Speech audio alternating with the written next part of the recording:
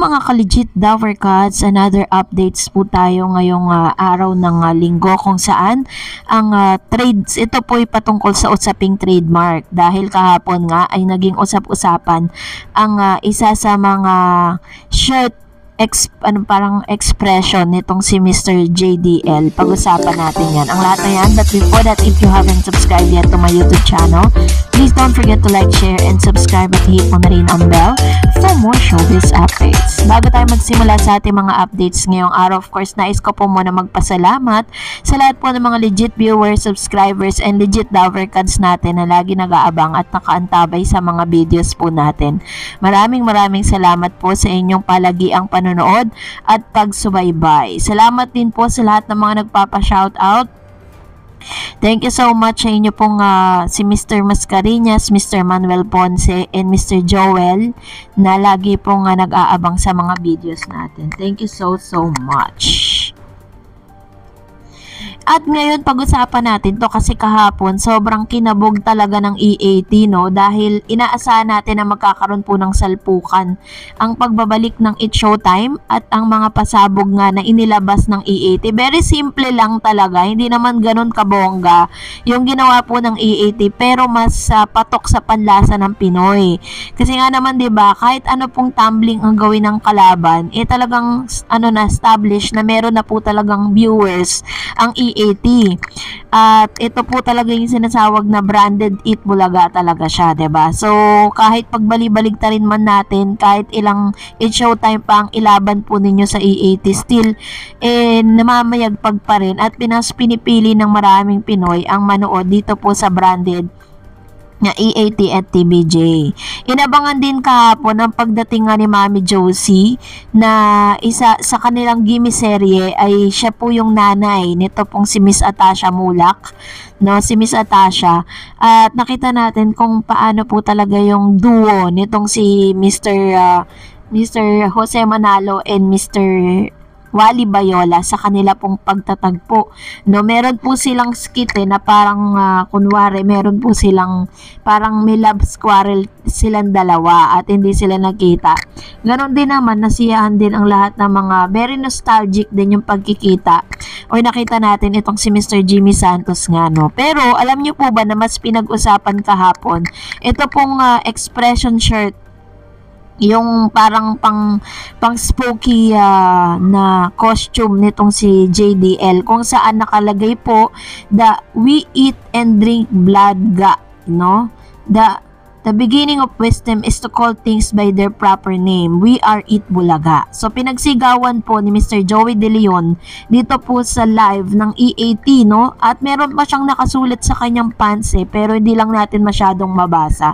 So it only means na talagang very confident nga itong si Mr. Joey De Leon that they are going to get, no, kung ano man yung proper name na meron po sila, which is Eat Bulaga. Pero ang tanong, ano ba talagang kahalagahan o bakit kailangan nilang makuha ito pong branded Eat Bulaga at yung kanilang title, in which marami naman na talagang supporters ang EAT kung tutuusin, diba?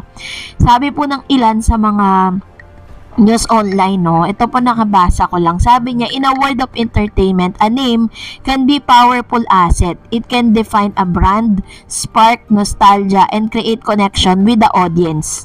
One such iconic name in the Philippine television is Eat Bulaga. This noontime show has been staple in Filipino household for decades, offering laughter and entertainment and a sense of community. However, behind the scene, a legal battle over the Eat Bulaga trademark has been quietly brewing, raising question about the value and ownership of names in a world of intellectual property.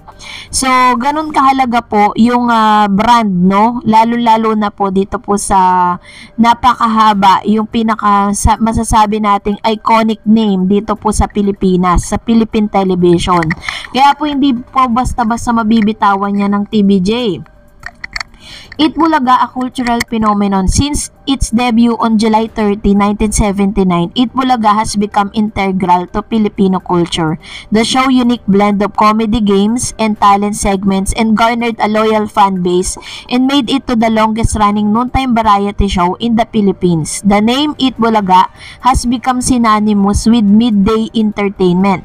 Over the years, Eat Bulaga has introduced numerous segments such as One for All for One, Kalye Serye, and Davar Cards. These segments have entertained millions and showcase Filipinos talents from all walks of life. The show, host led by beloved trio of Tito Vic and Joey, has become household names. So kaya po ganun katindi yung kanilang pakikipaglaban within terms of getting their trademarks. Kasi kumbaga parang naging bahagi na po ng maraming Pilipino ang title na ito. In 2019, the production company behind Eat Bulaga, Tape Incorporated, was embroiled in a legal dispute over the trademark, a specific group claiming to be actual owners of the Eat Bulaga. Eat Bulaga trademark filed a complaint with the Intellectual Property Office of the Philippines or IPOPIL. This unexpected turn shook office of the foundation entertaining Filipino for our decades. So talagang pinag-usapan po siya ng todo, the complainants argued that they had obtained the right to be Eat Bulaga. Trademark 1987 has been using it for various businesses. They allegedly that Tape had no right to use the name of the television show without their consent.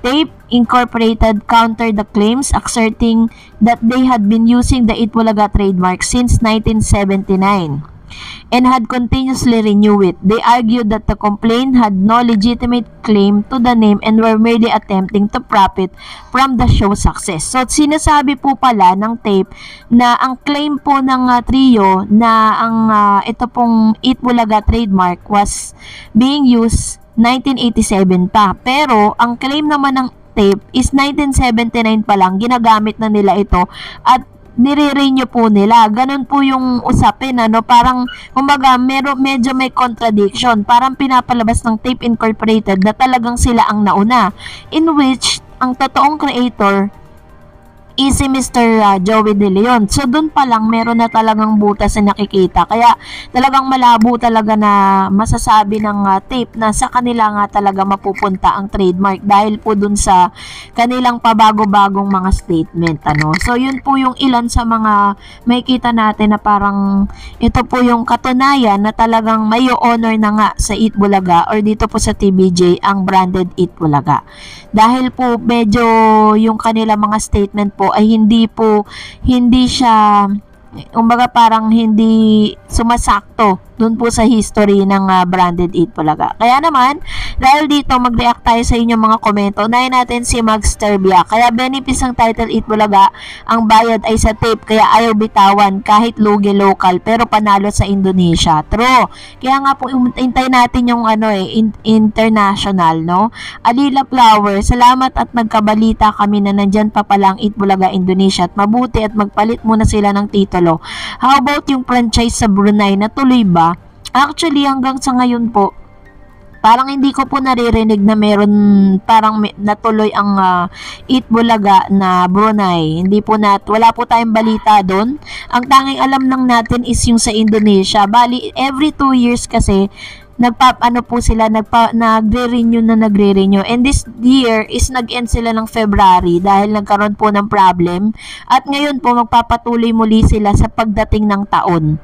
So sabi ni Mr. Manuel Ponce, Miss Darreds, kailangan pa bang i-memorize yan? Basta sa TVJ ka napasama, siguradong may blessing na darating sa'yo, lalo na sa mga host ng EAT.